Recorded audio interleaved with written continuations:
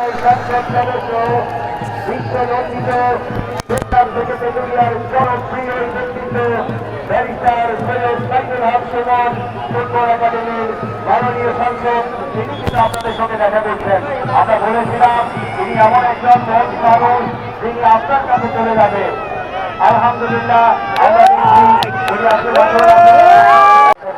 তারা তো ইনশাআল্লাহ এটা বর্ধিত হবে। আপনি সহযোগিতা করবেন আপনার ছেলেকে নিয়ে। জানিয়ে দিচ্ছি এটা প্রতিষ্ঠাতা চেয়ারম্যান মাধবপুর উপজেলা শেখ রাসেল একাডেমি যে চেয়ারম্যান রফিক ভাইকে ধন্যবাদ। প্রতিষ্ঠাতা চেয়ারম্যান মুজাহিদ আহমেদ আছে সাধারণ সম্পাদকের দায়িত্বে, শাহ ইরফান আহমেদ, আকিল মিয়া, শেখ আহমদ আলমার, তারপরে এটা